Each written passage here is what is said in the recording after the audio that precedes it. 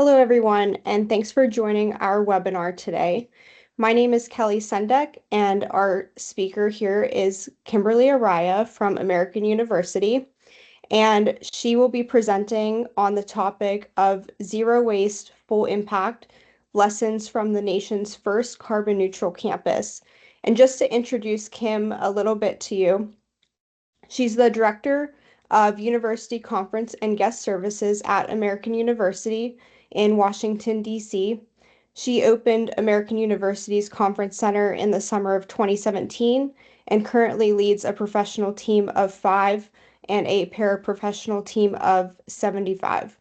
She works closely with colleagues in various convention and visitors bureaus, area hotels, as well as other universities in the DMV area to keep appraised of the changing needs of clients around sustainability. And with that, I will pass it over to Kim. Thanks a lot, Kelly, and good afternoon, everyone. And I appreciate the news bringing me on to talk about something that American University is very, very proud of. I know we're on a webinar, which I was telling Kelly I'm not used to. For those who might know me, though, I'm used to presenting one in person, but two, usually with people having interactions. So I know this is a webinar. So if you have questions, concerns, because I'm going to have about 13 slides here, put stuff in the chat. Kelly's going to be looking at the chat for me and kind of interrupting that way, which is totally cool. I love that. I want this to be as interactive and have some questions. How this is set up, I'm going to kind of go through what we've done. So, and then we're going to talk a little bit about at the end about how this impacts the positive and the on events by being the first carbon neutral and trying to be so sustainable. So sit back, relax, and we'll take it from there. But please make sure you put stuff in the chat for us. I appreciate it. So, where are we? Why is this not coming up? There we go.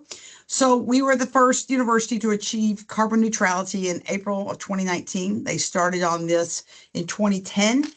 So they were hoping to get carbon neutrality by 2020, and they achieved it 2 years early. Like I said, first urban research institution to reach this. And so they've done a lot of things, which you're going to see in the slides here, to reduce emissions, strategies. And this is really, believe it or not, was driven by the students more so than the faculty and staff. Faculty and staff, board of trustees, from the top down, hopped on board, but it's really about the AU students. And you'll see that a little bit later on in one of the slides. So that's kind of where we are with that. So methods that, and then, like I said, I want to give kudos and credits. I am not the queen of this. I'm doing conference and events, as Kelly said. There's a lot of people on this campus, not only in facilities management, we've got an office of sustainability, we have an office of zero waste. You'll see all the great stuff they do, the School of Business, big part, and it's part of the academics here. So like I said, I am not the queen of it. I am just the wonderful recipient of us being so sustainable. So if you do have questions and I can't answer them, I'll have Kelly write them down for me and find out who asked that, and I will get this back to you guys. So just letting you know, don't have all the answers, but if you have questions, I will find the answers for you. So the energy, like I said, we were LEED certified, and now our buildings have to be LEED gold or higher. We'll talk about that. Renewable energy, it was purchased, and we have some stuff down in North Carolina, some stuff here in the DMV meaning DC, Maryland, and Virginia. And then the purchase carbon offsets to balance the remaining emissions. So that's one way we achieve the carbon neutrality. Then, like I said, we have a lot more buildings than 11, but of the 11 buildings that are on campus that have just been built over the last 10 years or been redone are LEED certified, LEED gold or higher.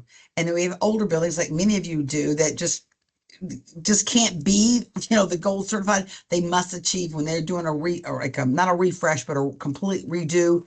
We've redone a couple of our residence halls, completely redone them. They must achieve at minimum the silver certification. So the LEED certified is huge. And now you'll see one of our buildings is going to be platinum. So that's a really big deal for us that they're all LEED certified. So, like I said, we're trying to be stewards of the environment. Sustainability is a big thing. It's not only it's part of the curriculum here at AU. Faculty is involved. As you can see, we create resources for faculty members to include adaptation, resilience, wellness, environmental justice in their classes. And they establish awards not only for the faculty, but there's scholarships for students who come up with great ideas. We have a thing in our Kogod School of Business called it's a one of our alums sponsors it, but it's kind of like a pitch. It's a pitch a place where you can make pitches, and that environmental safety and environmental health and all that is one of it. And students can win anywhere from $500 scholarship to I'm not sure exactly what the top notch is, but it's a big thing to pitch for environmental safety, environmental health. So that's really driven, like I said, by the School of Business, but it's in all the CAS and everything else. This is our new athletics center. It's not this one right here. I don't know if you can see it, not the bigger one with the AU on top, but the second one is the Meltzer Center. It's going to become the first net zero energy building on to campus. It's going to open in January. Very excited. We'll have an arena in there and offices and practice fields and all that. And then there's only 500 net zero commercial buildings, in which obviously the Meltzer Center will be in the entire world. And so when they were doing this building, there was a lot of digging. They had to go down and dig because the steam and the pipes underneath. And if someone's on here and they're into facilities and you want to know more about it, let me know, let Kelly know, and I will get you the information. But there was a lot of stuff to go in to make this a net zero commercial building. A lot of money that went into this too, but that was what AU and Mr. Meltzer, who was a former athlete back, I think, in the 60s, they really wanted this to be a very sustainable net zero energy building. And it is, with all the blue things on top. It's not just paint and the panels and the whole 9 yards. So it's a big deal. So what they're doing on campus, and we're very excited. Can't wait to come on board in January. So as I said, our students here, and I'm like many of yours, I don't know how many of you are on this call that come from universities, but our students, whether you're an undergrad, a grad school, law school is huge in sustainability, also international law, but it's sustainability, postdocs. They come here to make a difference. I mean, that's why you come to American University. I mean, there's a lot of schools in the DC, Maryland, Virginia area, tons, for those who may be on this call that are not in the region up here, the East Coast region. We've got so many schools within just a 50-mile radius. I think it's like 21 schools in a 50-mile radius. So it's a lot, but they come here to AU because they want to make a difference in the world. Not only just for sustainability, but they want to make sure there's water in all the third world countries. I mean, the students here are just absolutely amazing. And that's why they come here. And I'll show you in a minute, like what they do. You're just going to be you'll be blown away at what the students do. So how we working with academics? The Kogod School of Business has the best sustainability curriculum in the business school. Once again, if you're interested, let me know. I'll have somebody from Kogod connect with you. Best green MBA program, #3 in the nation. We're ranked usually 1, 2, or 3 every year in the top green campuses in the country, as by Princeton's a review. And we are a nationally recognized arboretum. Like I said, not sure how many of you guys are from the DMV, but if you are, let me know. I'd love to have you come over here and give you a tour. If you're ever in DC, I'll give you my information after this is over. I'd love to give you a tour. Campus is not very big as we are landlocked. And we are not in DC. We're in DC, but we're not in DC, as I tell people. I have clients where I say, well, I'll be able to see the White House, from the campus. No, you can see Homeland Security, but you can't see the White House. So we're in a neighborhood, a very affluent neighborhood. So we have to be very careful what we do. But we've got everything on. It's absolutely gorgeous. We've got the Japanese cherry trees. We've got the Korean cherry trees. And we've got thousands of other plants and that we plant, and we have the students have herb gardens, so anybody can come and pick their herbs, their thyme, their rosemary, whatever, and go home and cook with it. The students also have a garden, so if the students want to have a garden here on campus, and we also have one, as you see it, down in Warrenton, I'll talk about in just a minute, where the students are growing their own vegetables, and students can come by and pick the tomato and go home and pick whatever they want. We're also very, very lucky. In 2016, we acquired a resort and a farm. I know you think that's kind of an oxymoron. Well, that's what it is. It is a resort, a small resort, about 175 beds or bed, or I'm sorry, I'm used to beds, 175 rooms, hotel, different little rooms. But we also have a huge farm, which is truly a farm to table. When they say farm to table dining, it's we get stuff from other farms in the mainly Maryland, obviously in Virginia area, but we get our beef, our pork because we raise cows, we raise pigs, and then our vegetables. We have a huge bee keeping thing. We have our own beekeeper. We have one on campus, which is smaller, but a huge one down there. So we do our own honey. And so it's truly a farm to table. They also sell all the stuff on campus on Wednesdays. We have a CSA, which I know many of you that are on college campuses have CSAs, and where they bring the fruits and all from the or vegetables from the farm and sell to the faculty, staff, and students. And then many of the classes are going down to the farm as a teaching lab within like sustainability or environmental safety. And we don't have people ask when we have an agriculture degree on campus. We don't. We're not an ag school. We're not one of those, but that's just something we have. So we're very fortunate to have. And Airlie is about 45, I think it's 45 miles from us, which is not far, but in DC terms, that's about an hour and a half. But we're only 45 minutes and absolutely gorgeous. And it's called Airlie, Airlie, if anybody wants to look it up, or if you're in the area, please take a note to look at Airlie. So we're very fortunate we have that as well. And they're voted as one of the most sustainable in the area in Warrenton, Virginia, or Fauquier County. They win tons of awards for all their things that they do that are sustainable as well. So kind of we mix together. This is what I love about being part of AU, because we not only it's food, but it's supplies. And like I said, there's an office that is, Zero Waste just started an office about 8, 9 years ago. And so what they did is, your library has books that they need to get rid of, or the classrooms, or whatever the case may be, and people just junk them. So what they did is Zero Waste donated more than 200 books to the DC Books for Prisons, DC Books to Prisons, and they sent 7,000 book packages each year to incarcerated to prisons across the United States. This is just not a DC thing, but this is something that they did instead of burning the books or just trashing them in waste. They did that. We do something which is kind of cool. And I think a lot of universities are starting to do this now, but it's really cool.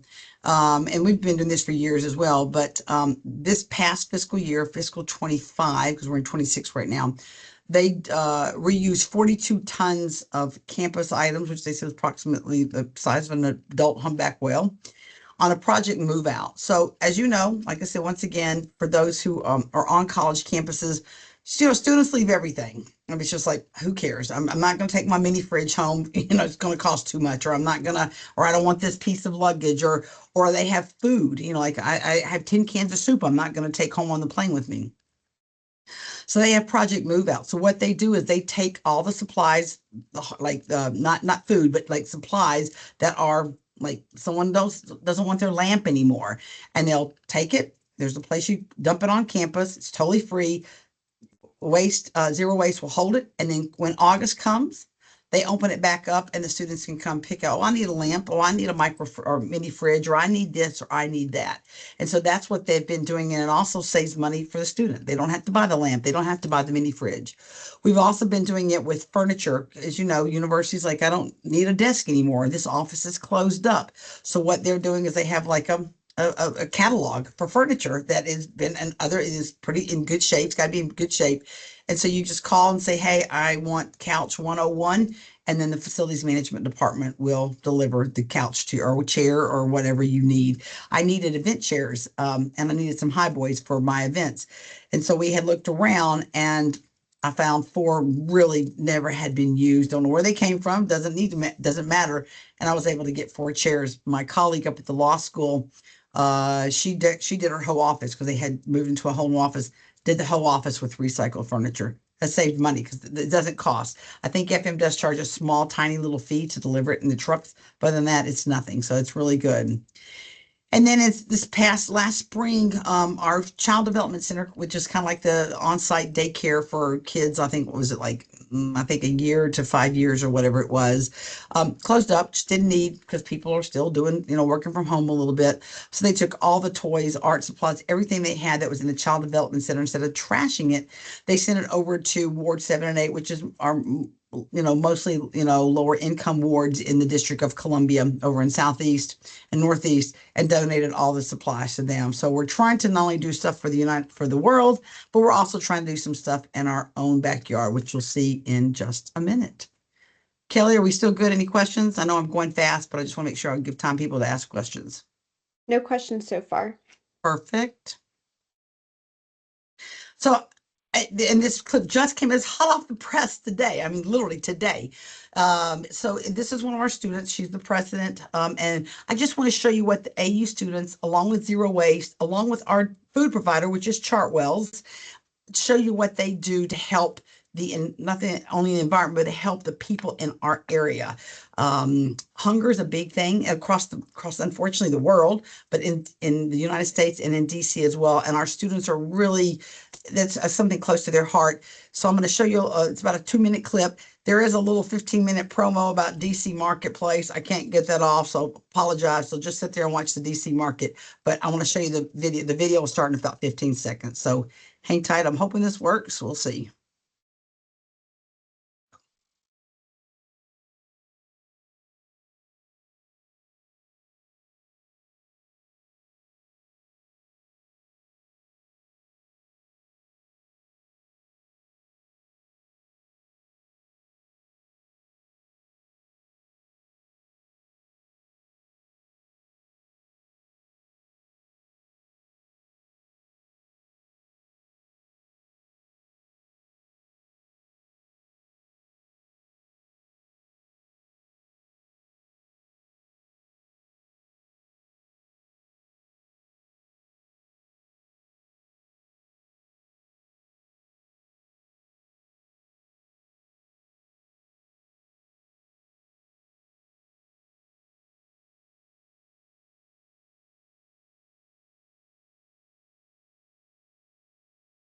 Kelly, are people having a hard time? I've seen they're saying they can't hear it.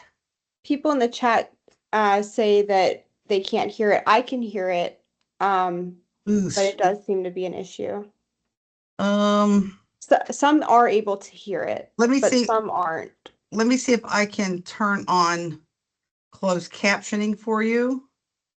Let's see. I've got closed caption. Let's see if that will work. Hang tight for me. Sorry about this. Apologize.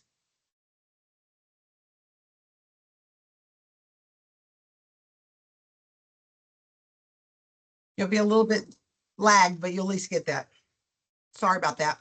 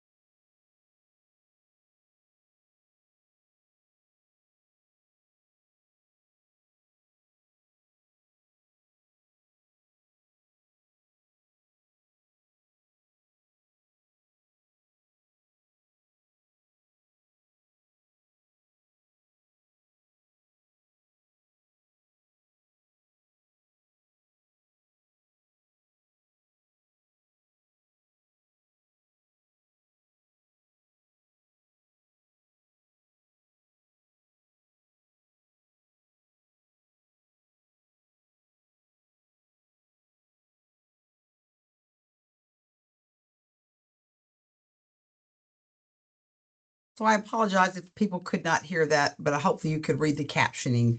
So, and you're thinking, okay, well, how does this have to do with events? Same thing goes with the catering. So let's say you have, you know, 4 pans of pasta. So they'll do the same thing. Let's say they don't, food that's been served, obviously we don't send out, but food that was not served, like they cooked 4 pans, there's still another pan back in the hot box. It's not thrown away. And that will also do for the catering. Or if there's, wrapped packages or something that were not used, they'll do the same thing for the food. So the catering is done the same. So how did we accomplish like that? So we started back in 2010. We had to have the backing, obviously, because they had to develop programs. So it had to be from the top down from our board. We have a board of trustees since we're a private school versus board of regents for the state schools or board of directors or whatever. So, and it was, the commitment was from top down, from the board of trustees all the way down to the students, that we wanted to make this a healthier place for today and tomorrow. Very, very, very to our hearts. So before we go into this, and we'll talk about, I want to kind of not close on a negative note, but this is all wonderful. And what I just want to kind of open up for any chats or any questions people might have for events and all, how you do events. This is where the drawback comes for the events. There are some drawbacks. So once again, we went carbon neutral in 18, so in 19, and then 20 was kind of COVID-y, so you know how that goes. But in 21, when we came back full force, every catering thing that, unless you were putting it on China, had to be compostable and had everything, plates, cups, everything had to be compostable, which made it more expensive. So our external and our internal clients were kind of hit with the, oh my gosh, just bring back the cheap, dollar store plastic fork. I don't care. I don't care about sustainability at that point because it's costing me money. That wasn't an option. And then people, I'll go to China. Well, China was more expensive than the compostable stuff. So that was kind of a hit for us and for our clients, that when everybody's used to it now, but it was a big shock when we came back. And stuff has gotten a little bit better now than it was even 5-6 years ago. This is the big killer for those who are online who have residence halls, or even if you're online and you have a hotel. This is the big one that kills us in the summertime. We don't have anything in the academic year. I mean, the students do complain a little bit, but it's a little bit different. But in the summertime, in order to maintain this carbon neutrality and the emissions, the room temperatures are set at 76 degrees plus or minus 2. So when we get a call saying my room is on 78 degrees, we'll still go over and look to make sure the thermostat's not stuck or something like that. But if it's reading and the thermostat is right and it's reading 77, 78 degrees, it is what it is. And we have some clients that'll come in and say, well, I need to have it at 70 or whatever because of medical reasons. And they have to show us medical proof, especially we have a lot of interns on our campus. We have about 400 interns on our campus. So this is a drawback, probably the biggest complaint we get. And then we try to explain to them about the carbon neutrality. And like I said, this is where it's funny. They're like, oh, I'm all for it, but not in my bedroom. So this is where we really get the thing. We used to do the toiletries like a lot of people, the little shampoos and the soaps and the bars of soap. Many of the hotels, which I love, and if there's any hotels online, you've gone to the stuff that you put on the walls that people can't take home with them and all that stuff. We can't do that because we've got residence halls. So we don't have, shampoo, bars of soap, lotion for our conference guests. And we tell them that we're very transparent. What we can and can't give you. We don't do the plastic hangers anymore. The wood hangers are just too expensive. We can't afford those. So some of the guests don't like that we don't have those amenities. We have them on campus for people to buy, obviously, excuse me, but we don't supply the toiletries, but we do let them know that this is what it is. Obviously, there's soap dispensers like when you're washing your hands, but there's nothing in the shower. And then something that's just been the last couple of years, we have a lot of conferences that bring in hundreds and hundreds and hundreds of boxes when they're coming for their conference. We have one that over 400 boxes when they're coming, which may not sound like a lot for some of you guys, but that's a lot for us in like a one-day gig for summer that is. And so we've talked about how we're going to handle the cardboard, the wooden pallets, because they were saying wooden pallets don't get the money they used to get for that. And then we've got some youth groups that do some dissection specimens. And so trying to properly dispose of the dissections specimens, like the dissected frogs and all that. Obviously, we do stuff during the academic year, and we've been just eating the cost for the summer, but we can't afford to eat the cost anymore. I mean, because just talking, we've got one group that's a little over, they dissect for, I think, like 3 or 4 weeks. And so it's about $5,000. We just can't keep eating that cost. So can't just have them throw the dead frog in a garbage can. So we've got to have that properly stored. And then as they were telling me the other day, we don't know how we can do things better in the summer because of the cross contamination. Us, like probably hopefully all of you on this call, have your cans set up for the plastics and the paper and this and compostable. Like I said, everything in our dining hall is, obviously the plates are real, but we want you to throw all your food. The napkins have to be compostable. Everything is in the garbage can because we compost everything. And so they were just saying dining hall is not a problem because everything just goes in one bin, but the residence halls and even the academic buildings around campus, it says this is what goes here, this is what goes here. People are just taking their plastic bottle and they're just throwing it in the paper or they're throwing it in the compostable, and that's contaminating things. And they were saying the cross contamination almost doubles in the summer. They would like to get to, I think she said like 60 or 70%, 80%, 60%. Right now we're at 48 of not or something, not the cross contamination, but that is also costing AU more money because they're having to have a staff go through and pull out like the bottles that are supposed to be in stuff that's not compostable. So that's, while it's great and we set things up for conferences, we have a, large conversation with our clients about the temperature and what's expected on campus and, the green, the green and the zero waste and what we want them to do. Like I said, it's funny. People are like, I'm all for it, except when it affects them. So that's just something we're trying to overcome, but we're slowly getting there. So that's a little bit about American University and a little bit about how we do stuff and do events on campus and kind of where we're at. I'll take questions now that's more event focused that I've talked a little bit about what we do on campus. And Kim, there is a question related to the compost that you were just talking about. Jennifer asks, for catered events, how do you manage the compost and make sure it is thrown out in the right container? Which you sort of did touch on that. Yep. So we tell the client we have composting bins that are professional looking in our event space. But what we'll do is Chartwell's will just tell you, please leave all your stuff on the table. And Chartwell's staff takes everything away. That way they know it's being put in the right bin. Not always 100%, but that's kind of how we do it. Okay. So Chartwell's takes care of that for us. And then they call the FM people or the zero waste management, and they pick it up and do whatever they do and take it to I think that our composting, I think is in PG County, but don't quote me on that. I'm not sure exactly where it is now. Mm-hmm. We'll hang on for another minute or two for people to ask their questions if they have any. But Kim, I have to say this was a fantastic presentation that you gave. It was very informative. Well, like I said, we're not the be all that ends all. We're just trying to do what we do. But I think in order for your universities, your organizations, your venues, your services, because I know we've got no more than just universities on this line, you have to have the buy-in from the top down because it is not cheap.